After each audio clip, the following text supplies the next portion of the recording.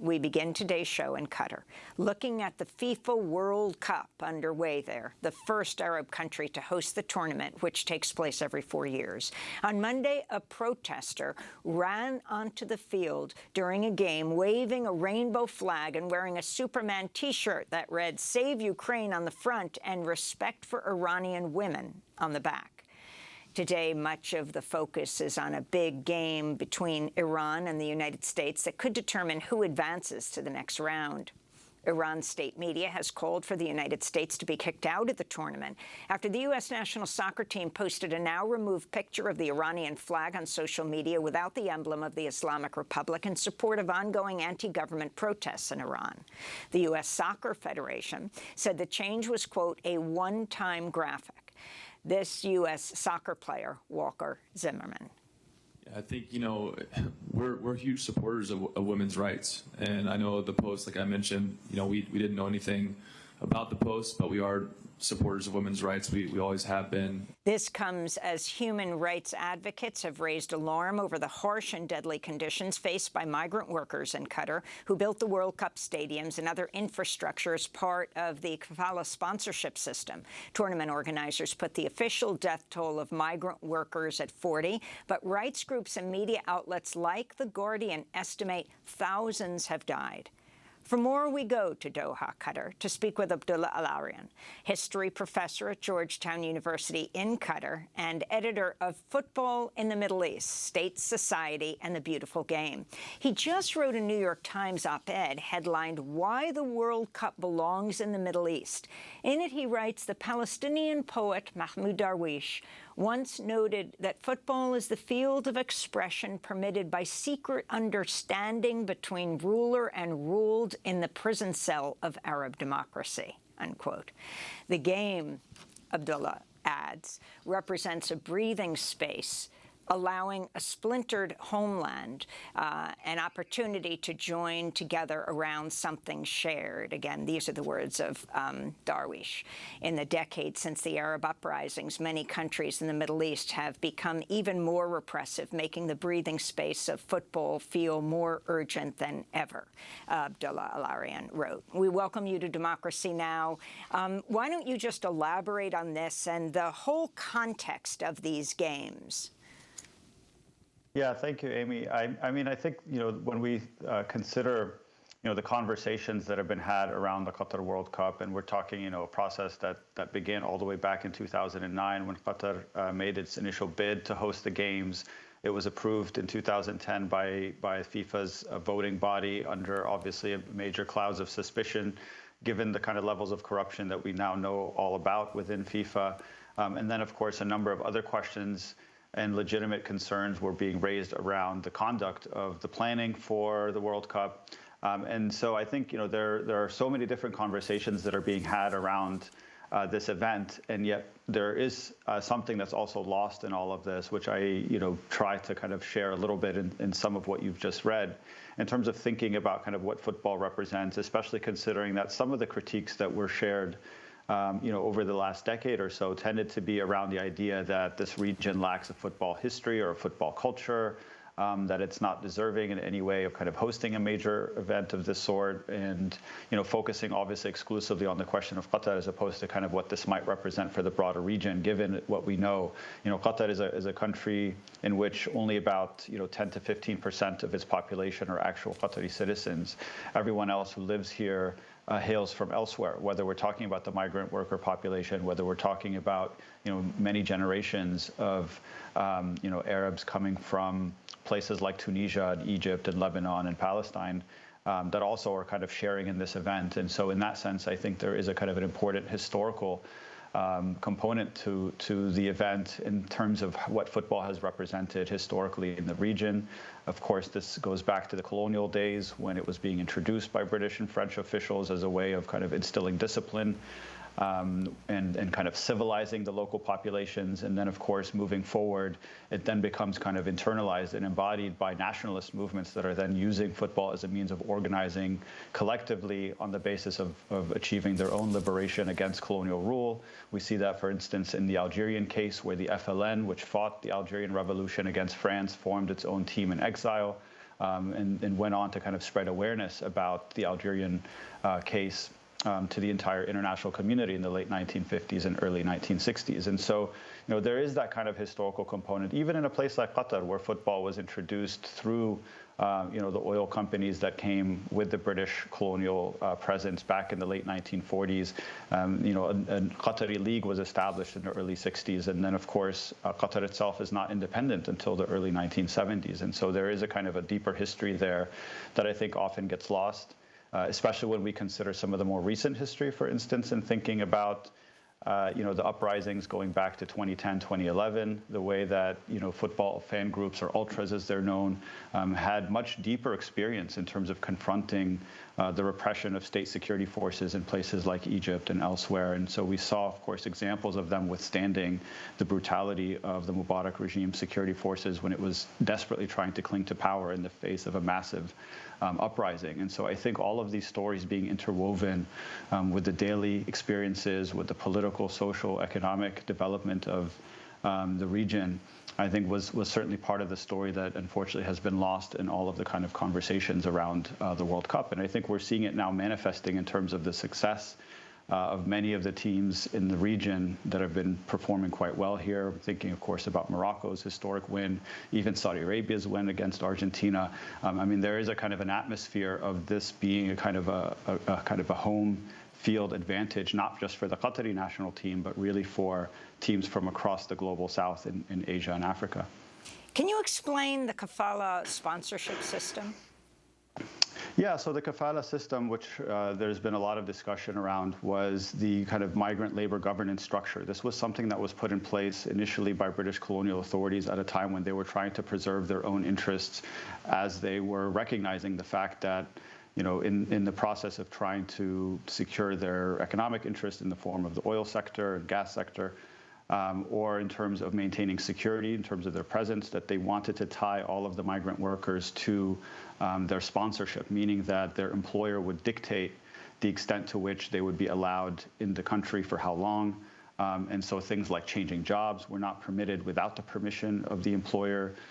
There was no real protection over things like a minimum wage or even safety considerations. And so this was a system that was then inherited by all of the independent states in the Gulf, especially for those who found themselves essentially outnumbered, right? As we said, only about 15% of Qatar is its indigenous population, which meant that there was a kind of a demand on the part of the state rulers, the elites, to try to maintain a certain degree of control over the rest of the population that lives there. And so the kafala system has kind of worked to serve that purpose. And of course, as we then fast forward to the process by which the economy is modernized, the state sees itself rapidly expanding its infrastructure, having major demand especially for these kind of heavy construction projects, as we've been talking about throughout the lead up to the World Cup.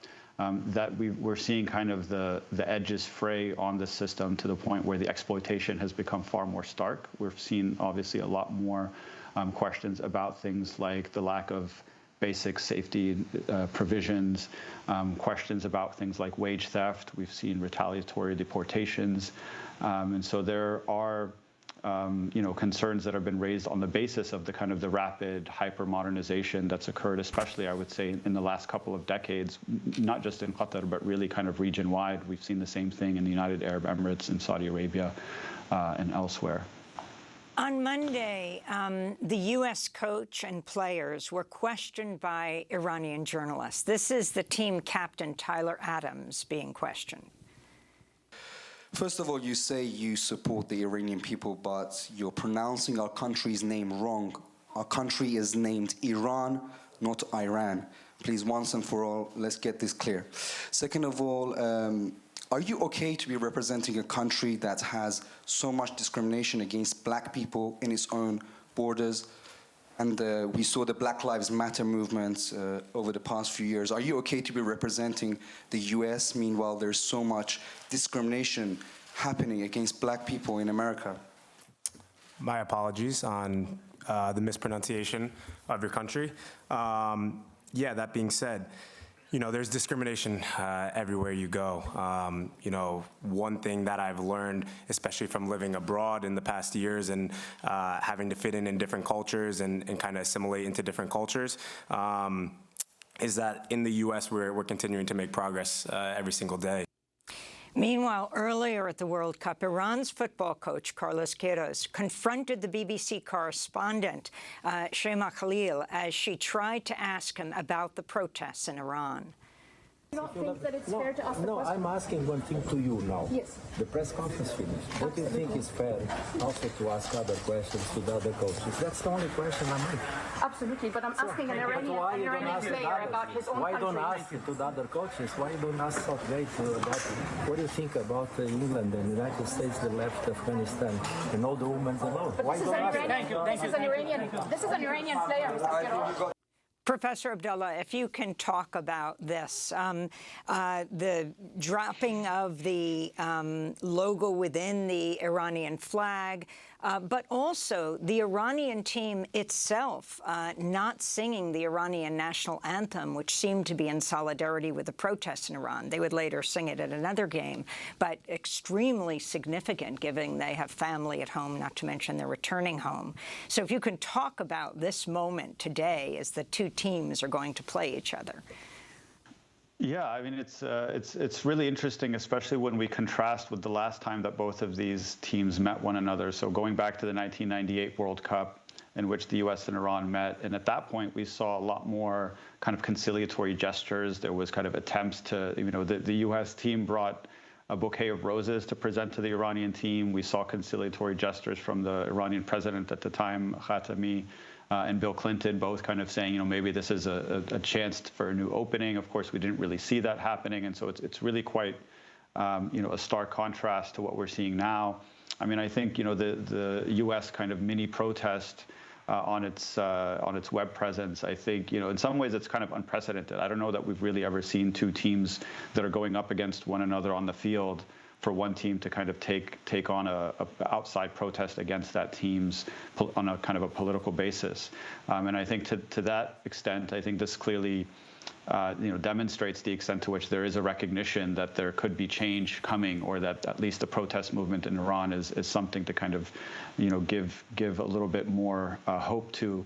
But at the same time, as I think many people have pointed out, the idea that the United States simply has the best interest of people who are seeking freedom or democracy, we've seen that time and time again. That's never really been the case, that these are really ultimately about kind of narrow agendas and political interests that the U.S. has pursued, particularly in the Middle East, as we've seen, again, with the example that was brought up about Afghanistan, but you can include Iraq in there as well, not to mention the lack of support for democratization basically everywhere else in the Arab region, that the U.S. has far preferred to support authoritarian rulers that have been incredibly repressive of their populations, both men as well as women.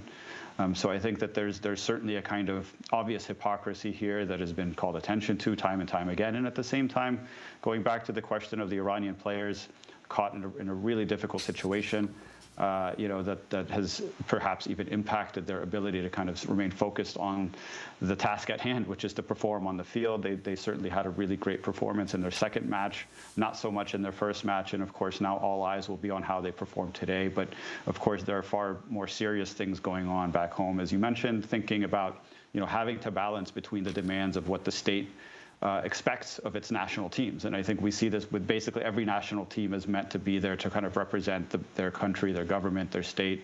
And so the room for protesting or for speaking out against things that are happening at home is incredibly limited. And so there's a certain kind of bravery, I think, when we consider some of the demonstrations, not just in terms of the national anthem, but even some of the remarks that were made by some of the Iranian players that were expressing sympathy with kind of the victims of the crackdown against the protest. And so these are obviously still really precarious moments for the team, as it's also, you know, coming up against a kind of an incredibly important moment in the football careers of all of these players. Finally, Professor Al-Arian, what do you think the Western media gets most wrong about coverage of the World Cup, and what surprised you most about being there and participating in, you know, watching the games, and what doesn't get conveyed? Yeah, I mean, I think it's really a question of covering things as they exist, as opposed to sort of what we tend to hear about as being kind of the situation on paper. So certainly we know about Qatar's system, both politically, economically.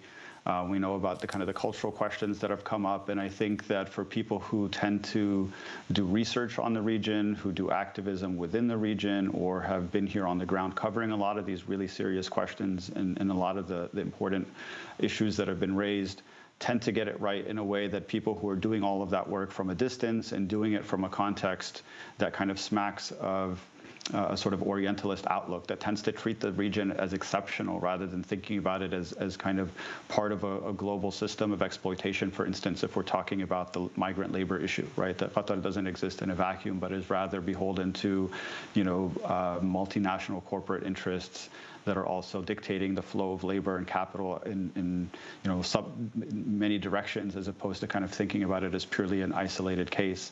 Or when we're thinking about kind of cultural questions, the fact that these things tend to be negotiated far more within society than the types of laws and things that we tend to hear more about. And also the fact that it's a place that has been kind of encountering change and encountering a lot of diversity in terms of the populations that have lived here for many years, in terms of it being a place of exchange, a place of interaction between people, not just in the region, but also global communities that have sort of found a home here one way or another.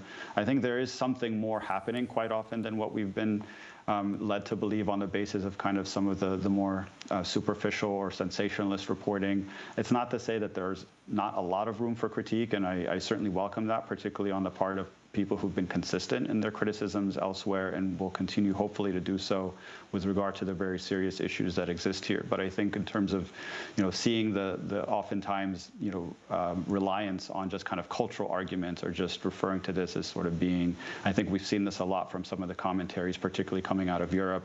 Where Klinsmann, for instance, the former U.S. national team coach, made quite racist arguments the other day in his commentary on the games. We've seen other examples of that in terms of even just references to kind of Qatari dress and culture and things like that. And I think none of those have been helpful in terms of thinking about the more serious issues that should be confronted. Abdullah Al-Arian, we want to thank you so much for being with us. History professor at Georgetown University in Qatar, editor of Football in the Middle East, State, Society, and the Beautiful Game. We'll link to your New York Times op-ed, Why the World Cup Belongs in the Middle East. Next up, we speak with former pro soccer player Jules Boykoff, who says the World Cup in Qatar is a climate catastrophe. We'll talk about this and other issues with him. Stay with us.